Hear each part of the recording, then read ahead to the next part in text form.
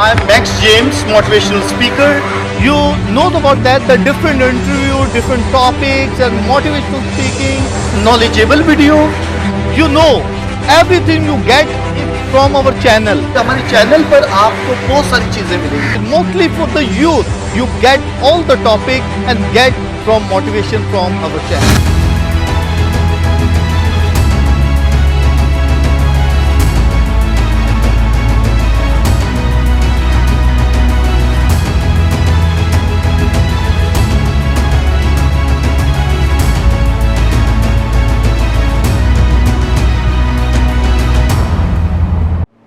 My dear friends and my viewers, जैसा कि आप जानते हैं कि हम अपने चैनल में बहुत सारे टॉपिक्स ऐसे लेकर आते हैं जिससे हमें नॉलेज मिल सके, जिससे हमें मोटिवेशन मिल सके, बहुत सारी चीज़ें हमें सीखने के लिए मिल सकें। आज जिस टॉपिक पर हम बात करने को हैं वो बहुत ही इम्पॉर्टेंट टॉपिक है कि कलीसिया क्या है। कलीसिया क्या है, पहले कलीसिया क्या थी, आज कलीसिया क्या है और कौन क्या डिफरेंट है दोनों में। तो आज हम उसके लिए जो बयान करने के लिए हैं, हमारे साथ पास्टर जेम्स मौजूद हैं, वो इस पर बयान करेंगे, तो हम उनको वेलकम कहते हैं। Welcome pastor ji. Thank you very much, बहुत शुक्रिया आपने अपने चैनल पर मुझे दावत दी ताकि कलीसिया के हवाले से बातचीत की जाए। कलीसिया आम फहम टॉपिक है। कलीसिया को लोग चर्च कहते हैं कि जी मेरी फ़लाँ कलीसिया है, मेरी फ़लाँ कलीसिया है। कलीसियाओं को मुख्तलिफ़ लोगों ने मुख्तलिफ़ नाम दिए हैं, है कलीसिया एक ही है। अब जहाँ चर्च की बात होती है और चर्च बिल्डिंग की बात होती है, वहाँ दो चीज़ें होती हैं। हमारे यहाँ चूँकि चर्च इंग्लिश ज़बान का लफ्ज़ है, इसलिए लोग कलीसिया के लिए भी चर्च ही इस्तेमाल करते हैं और चर्च बिल्डिंग के लिए भी चर्च ही इस्तेमाल करते हैं। तो एक्चुअली चर्च का मतलब कलीसिया है और चर्च बिल्डिंग का मतलब है कि ऐसी जगह जहाँ कलीसिया जमा होते हैं। ये डिफरेंट है। आम फहम बात है कलीसिया के हवाले से। दुनिया में बहुत सी कलीसियाएँ हैं, लोगों ने अपनी अपनी डिनोमिनेशंस के नाम से कलीसियाओं के नाम रखे हुए हैं, लेकिन कलीसिया एक ही है। तो कलीसिया के लिए जो यूनानी ज़बान का लफ्ज़ इस्तेमाल है वो एक्लीसिया है। और कलीसिया खुदा का प्लान शुरू से था। जब आदम और हवा को बाग एदन में रखा, उन्होंने गुनाह किया, सिलसिला जारी और सारी रहा, तो खुदा का अज़ली और अब्दी ये एक प्लान था कि खुदा कलीसिया बनाए। पतरस रसूल को खुदा यीशु मसीह ने कहा मत्ती की इंजील में कि तू तो पतरस है, लेकिन मैं इस पत्थर पर अपनी कलीसिया बनाऊंगा। अभी पतरस का मतलब भी पत्थर है, लेकिन खुदा यीशु मसीह ने अपने आप को भी कोने के सिरे का पत्थर कहा है। तो एक्चुअली कलीसिया की बुनियाद तो यीशु मसीह ही है, कि कोने के सिरे का पत्थर तो खुदा यीशु मसीह ही है। कलीसिया उसी पर तैयार हुई है, कलीसिया उसी पे बनी है। लेकिन जब हम पौलुस रसूल का ख़त इफिसियों के नाम पढ़ते हैं तो वहाँ ये कहते हैं कि ये खुदा का अज़ली भेद था। इससे पहले खुदा ने दूसरे नबियों पर इस भेद को ज़ाहिर नहीं किया, लेकिन ये नए अहदनामे के नबियों पर खुदा ने, नए अहदनामे के रसूलों पर और ख़ादमों पर खुदा ने इस कलीसिया का राज या भेद बताया कि मैं इस कलीसिया को बनाऊंगा। ये अज़ल से खुदा का प्लान था, अज़ल से खुदा का राज था, और ये राजदारी में था मसीह से पहले। और पौलुस कहता है कि ये राज खुदा ने नए अहद के ख़ादमों पर ज़ाहिर किया कि मैं एक कलीसिया बनाऊंगा। तो कलीसिया का मतलब ये है अलहदा किए हुए लोग, चुने हुए लोग, मसीह खुदा के खून से धुले हुए लोग, ये कलीसिया है। और इसकी बुनियाद खुदा यीशु मसीह है। इस कलीसिया का आगाज़ कैसे हुआ? बाइबल मुक़द्दस में सबसे पहले मसीह यीशु इस दुनिया में आए, तो इस कलीसिया की बुनियाद है जिस पर यह कलीसिया तैयार हुई है।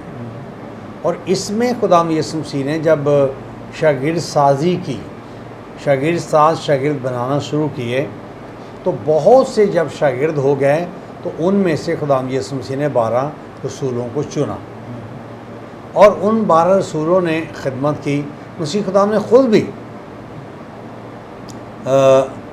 कलाम मुक़द्दस में ज़िक्र आता है कि उन्होंने ख़ुद भी 3 साल तक मुनादी की और फ़लस्तीन के चप्पे चप्पे में कोई ऐसा शख्स नहीं था जो मसीह खुदा को ना जानता। खुदाम यीशु मसीह यरूशलेम में दाखिल होने को होते तो उन्होंने अपने 2 शागिर्दों को कहा कि जाओ वहाँ जगह एक गधी उसका बच्चा बंधा हुआ मिलेगा, उसको खोल लाओ।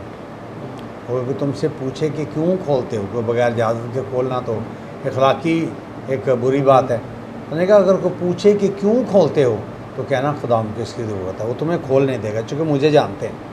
यानी खुदाम यीशु मसीह इतने पॉपुलर थे, उनकी पॉपुलैरिटी इतनी थी कि मुल्क फ़लस्तीन का कोई ऐसा शख्स नहीं था जो मसीह को ना जानता हो। अगर उसने देखा नहीं तो उसे सुना ज़रूर है कि खुदाम यीशु मसीह है जो बड़े बड़े मोज़े करता है, जो बड़े बड़े काम करता है। तो ये कलीसिया बनी, तैयार हुई और फिर इसका अरूज रसूली ज़माने में हुआ।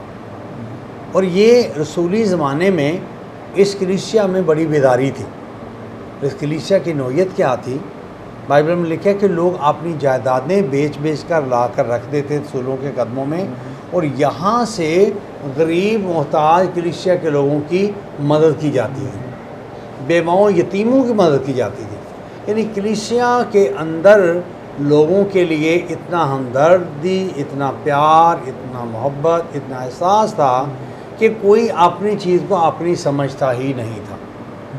और वो सारे एक दिल होकर हैकल में इकट्ठे हुआ करते थे, दुआ किया करते थे और उन सब की चीज़ें मुश्तरका थी।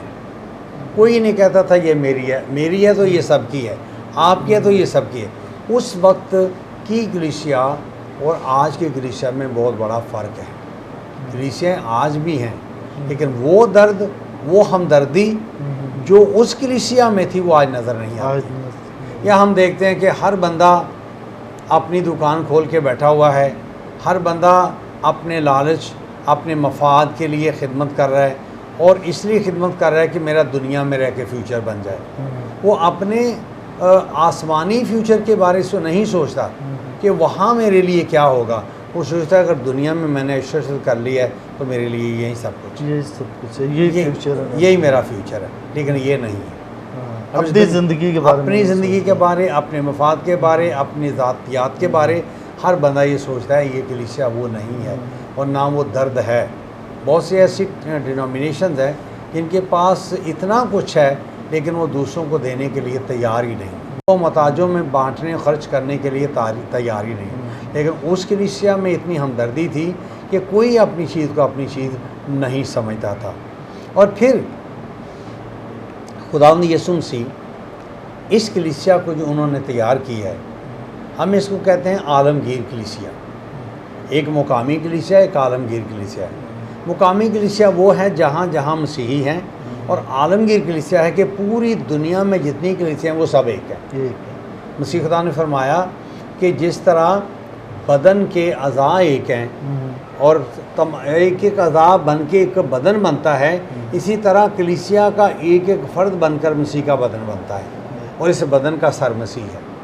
हेड ऑफ डिपार्टमेंट मसीह है और कलीसिया उसका बदन है और एक एक फ़र्द मिलकर उसके बदन का अज़ा है और ये कलीसिया, इसको दुल्हन भी कहा जाता है। और इस कलीसिया को ही लेने के लिए खुदावंद यीशु मसीह आएंगे।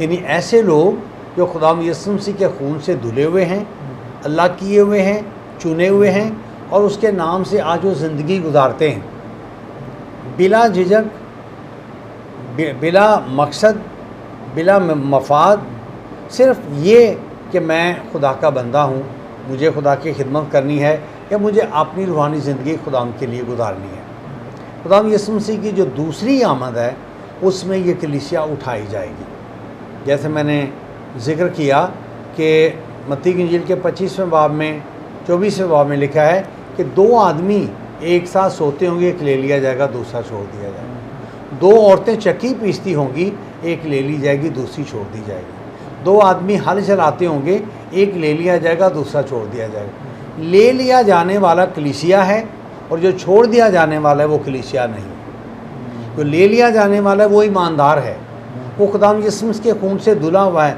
और वो कलीसिया का हिस्सा है। खुदाम यीशु मसीह जब आएंगे तो ये कलीसिया बादलों पर खुदाम का इस्तकबाल करेगी और ये मसीह खुदाम की दुल्हन भी है। मसीह यीशु इसका दुल्हा है और ये उसकी दुल्हन भी है। और मुकाशफा की किताब जो इस बाइबल मुक़द्दस की आखिरी किताब है, जिसके बाद मुकाशफा ख़त्म हो गया है, इसके बाद मुकाशफा बंद है। जैसा बहुत से लोग कहते हैं जी मुझे खुदा से मुकाशफा मिला, मुझे, अरे भाई मुकाशफा तो पहले ही दे दिया कि आपको नया क्या मिला। मुकाशफा ख़त्मुल मुकाशफा है मुकाशफा की किताब में। इस मुकाशफा की किताब में माजी, हाल और मुस्तकबिल तीनों चीज़ें हैं।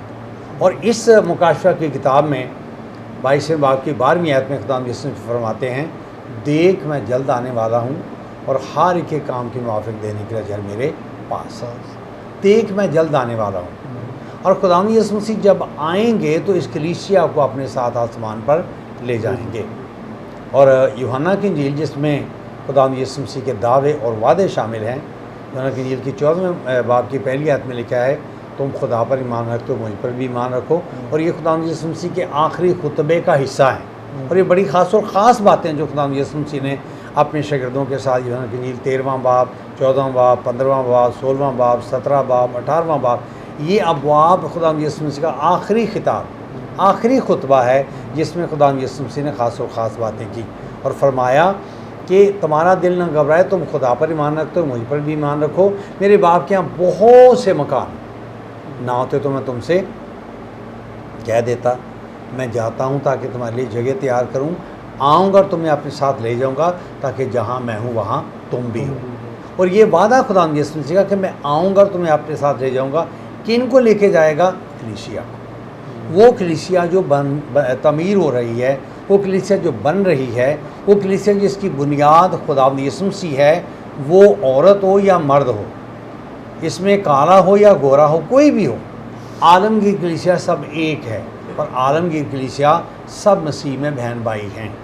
आलमगीर कलीसिया एक है और इस कलीसिया को लेने के लिए खुदावंद यीशु मसीह बादलों पर आएंगे और ये कलीसिया दुल्हन की तरह तैयार हो रही है।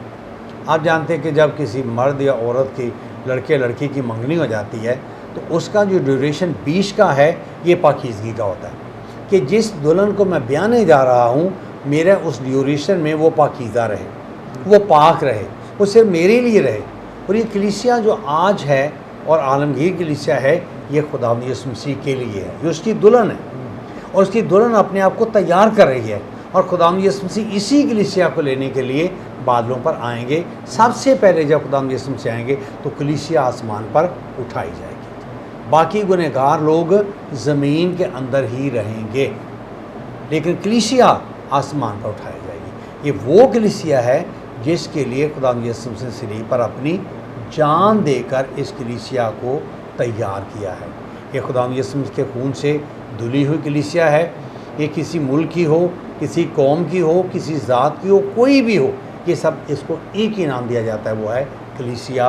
और यह है मसीह का बदन। और इसका सर कौन है? खुदावंद यीशु मसीह। सर के बगैर बदन कोई काम नहीं कर सकता। तो इसका हेड ऑफ डिपार्टमेंट खुदावंद यीशु मसीह है। और ये कलीसिया जब तक मसीह खुदावंद आ नहीं जाता तब तक ये अपने आप को पाकीज़ा रखे, अपनी ज़िंदगी में कोई ऐब ना आने दे, अपनी ज़िंदगी में कोई धब्बा दाग झुर्री ना आने दे, बल्कि मसीह के आने तक ये कलीसिया अपने आप को तैयार करती रहे। और फिर तैयार रहे कि उसका दुल्हा कब आ जाएगा, सुबह, शाम, दोपहर, रात या किसी भी टाइम पे वो आ सकता है। जगह कलीसिया तैयार रहे, मेरे आने का कोई पता नहीं, मैं चोर की तरह आऊँगा और जब मैं आऊँगा कलीसिया तैयार होगी तब मैं उसे आसमान पर ले जाऊँगा, जहाँ ना दुख होगा, ना परेशानी, ना मुसीबत, ना कोई गम, ना कोई किसी किस्म की दुख परेशानियाँ होगी, ना भूख होगी, ना प्यास होगी।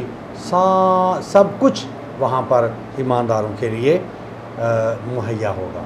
वहाँ ईमानदार हमेशा खुदावंद की इबादत करते रहेंगे और कलीसिया सदा खुदावंद यीशु मसीह के साथ उसके पास रहेगी। तो ये है वो कलीसिया जिसको खुदावंद यीशु मसीह ने अपने बुनियाद पर इस कलीसिया को तैयार किया और ये कलीसिया दिन दिन बढ़ती जा रही है। दुनिया से लोग ये मसीह खुदावंद को कबूल करके उस पर ईमान लेकर कलीसिया में शामिल हो रहे हैं और ये कलीसिया बढ़ती जा रही है। जब खुदावंद यीशु मसीह आएंगे तो इस पूरी कलीसिया को आसमान पर ले जाएंगे। Thank you so much pastor ji, ये तो बहुत नाइस कम्युनिटी के हवाले से कलीसिया के बारे में, चर्च के बारे में जो हमारी लोग हैं वो जान सकें कि कलीसिया कहते किसे हैं, कौन सी कलीसिया और कैसे और उसका मकसद क्या है। Thank you so much my dear friends and my viewers. जैसे कि पास्टर जेम्स ने कलीसिया के बारे में बयान किया, ये कहाँ से शुरू हुआ, खुदा यीशु मसीह ने खुद मुकर्रर किया पतरस के साथ कि तुझ पर मैं कलीसिया बनाऊंगा, और ये बहुत ही अच्छे तरीके से बयान किया गया और कलीसिया कैसे कैसे शुरू में करती रही और अभी आखिर में खुदावंद कैसे कलीसिया को अपने साथ ले जाएगा। तमाम पास्टर जी ने बयान किया, इसको ज़रूर सुने, ज़रूर देखें, इसको शेयर करें। Okay my dear, thank you so much, God bless you. Thank you pastor ji. बहुत शुक्रिया, खुदा हाफ़िज़।